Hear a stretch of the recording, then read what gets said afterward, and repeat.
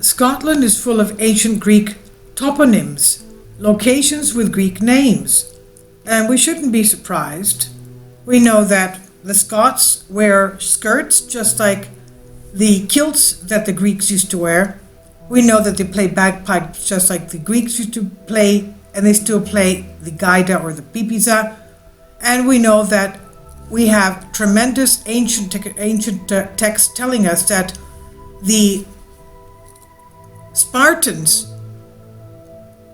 established colonies in Scotland.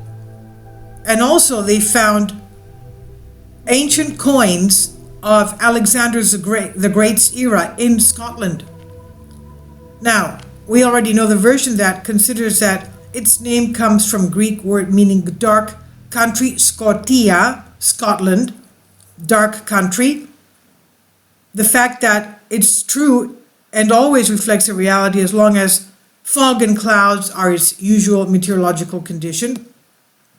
So apart from Scotia, Scotland meaning dark in Greek, apart from that, no evidence to suggest oral traditions or findings of ancient Greek presence in Scotland at indefinite chronological times had come to notice until then.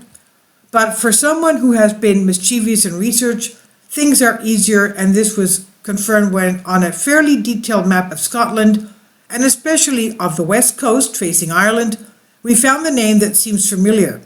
And this is what the writer says.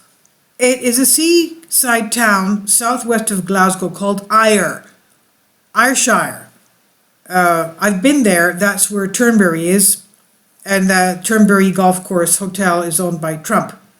Now, Ayr, geographically, it is completely open at the north, and how simple it must suffer from winds, so its name has a corresponding linguistic semantic meaning in Greek language, meaning Ayr, meaning air.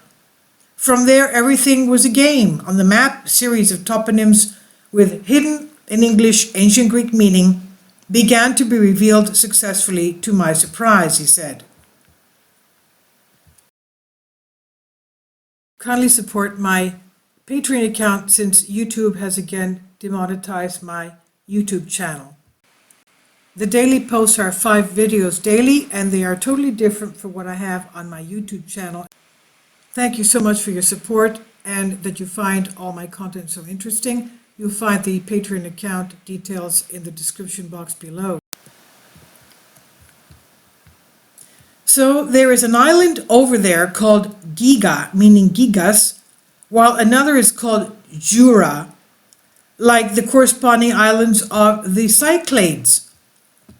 Further north, another island is called Kolonsai. At first glance, the name conceals the Greek word kolona, meaning column, but the English dictionary also attributed it as colony. Very close to the previous ones, another island is called Iona, and of course it does not take much imagination to look for our ancestor Iona. The traveler colonizer who arrived there saw them. When afterwards I was informed, he said of the internet, that it is an island. Important archaeological findings have been identified, but without determining their paternity. Then, on another small island, there is a port city called Achille, meaning corruption from Achilles or Achilles, apparently given in honor of the memory of the leading Homeric hero of our ancient ancestors. Obviously, the person writing this is Greek. But another famous Homeric hero seems to have inspired the naming of the same area, since the sea channel is called Easdale, meaning the passage of Aida. However, the toponyms Kirkis Bowl, hence the cup, or the hollow of Kirky, but also Aris Aig, in the same island passages of Scotland, are unquestionably Homeric names. Also, the toponyms are amazing Greekness. Kori, Kouros meaning a young man, Troon, and Helensburgh, to the point that one thinks we're talking about an ancient coastal or island zone of the Aegean or the Ionian Sea.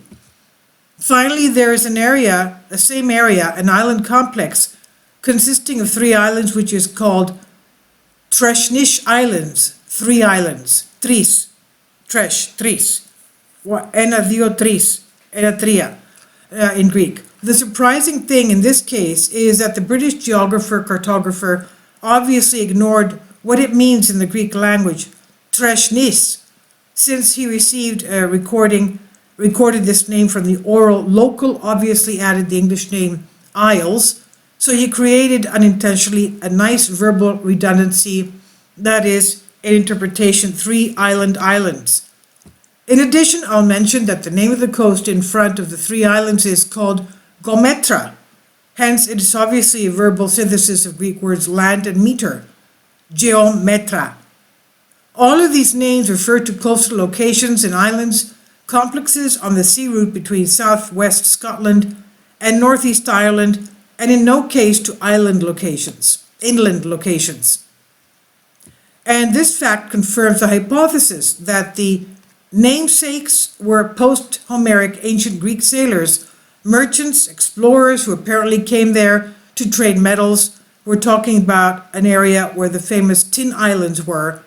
They used to get tin from there and bring back tin to the Mediterranean, and they used to bring in wine, raisins, cheese, figs, things like that. Also ceramic goods. Tins were from there where our ancestors supplied the precious tin, but without being able or willing to enter the hinterland, which is why there are no corresponding ancient Greek toponyms. It's worth adding that farther north, at the tip of the land of Scotland, there is a port city called Thurso, and of course this word is not far from the Greek word meaning Thyrsos, which is a short dictionary of the sun. He attributes it as a stick decorated at the top with ivy leaves or a pito cone with ribbons. However, it's equally possible for us the specific place name to reflect sailors sailing from the ancient Mediterranean Greek city of Tarsus, opposite eastern Cyprus. We did not find the corresponding word meaning of the English-Greek dictionary. Therefore, this name, like most of the previous ones, does not reflect a corresponding meaning in English. So they were not named after the well-known early peoples of northern Britain, the Picts, Celts, or Saxons. It's therefore clear that these names were kept orally by these people or other earlier, hence prehistoric inhabitants of the area, who, hearing from them the culturally and linguistically advanced first Greek sailors who arrived there, they kept them in their memory by reproducing them, but without understanding their corresponding meaning in the Greek language. After all, another well-known name of Scotland is Caledonia, and while this word does not have a specific meaning in the English language, the Greeks know the ancient Caledonia in the area of Messalongi, which before Homeric was a seaside town, and there reigned Oeneus, father of the Argonaut Tydeus, and grandfather of great Homeric hero Diomedes. Last but not insignificant, evidence of our above allegations is the following finding. On the same sea route defined, and on one hand by the coast of Wales and Scotland, the other by those of Ireland, is the relatively known island of the Isle of Man. We reserve the right for any details of history and archaeological finds that may have been found there. We limit ourselves to mentioning that the official flag, the flag of the Isle of Man, is none other than the famous Triskeliza, hence one of the most widespread decorative symbols of the ancient Greek shields. Such decoration as far as we know, has not been found in reports of shields of other people, unlike other known symbols such as the eagles, lions, bulls, dragons, stars, etc. And obviously referring to the octopus, the speed of the legs, the fast running of the specific every-time ancient Greek warrior. Apparently, one or more of our seafaring ancestors who arrived, disembarked, or settled on the Isle of Man, in those ancient years, had such shields, and that impressive decorative symbol remained and was remembered, mixed with their descendants there. It was so revered insofar as it referred to the memory of legendary ancestors that it was chosen as a symbol of the modern flag of the British Isles. It's obvious that the Mycenaean Achaean naval expansion that followed the subjugation of Troy and its allies reached the Pacific Sea area defined, on the one hand by the west coast of Wales, Scotland, and on the other by the east coast of Ireland. But not only then, but perhaps before. Indeed, in the excellent book of the Epirus writer, archaeologist Apostolos Piliou, entitled Pelasgi Epirus, written in 2002, makes extensive reference to the navigation of Mycenaean Achaea. It's obvious, he says, the size of the abilities of the Pelasgian endings of that time, that is, the Mycenaeans, that is, the area of Sparta, Argos of Sparta, Achaeans for overseas voyages to the ends of the world. Presumably they possess shipbuilding knowledge for the construction of seagoing ships. They also possessed navigational knowledge to navigate the high seas, and of course astronomical knowledge. Only with this knowledge would their return, either out of necessity or nostalgia, be certain. The indicative confirmation of all this comes again from Scotland. Indeed, one word, concept that means a lot to the Scots even today, is the word clan. The clan, which means genus, and refers to the ancient genera from which they are proud to come and concretize with the characteristic prefix Mac. For example, MacGregor, MacDonald, MacFarlane, MacIndus, MacIntyre, MacDougall, MacPherson, etc. However, in the valuable book of the great Greek archaeologist, linguist Iakovos Somopoulos Pelasgia, published 2007, in the analysis of the Pelasgian inscription found in Crete following. In the Pelasgian language, clan, or equals to clone, metaphorically son, Greek kelor and kleis in the Hercules, son of Hera, and still in the same book, that Hercules means nothing else but the son of Hera, who was considered to be other than the Pelasgians, is testified by the Etruscan mirror Gare, in which Hercules explicitly called clan, our son, Kleos.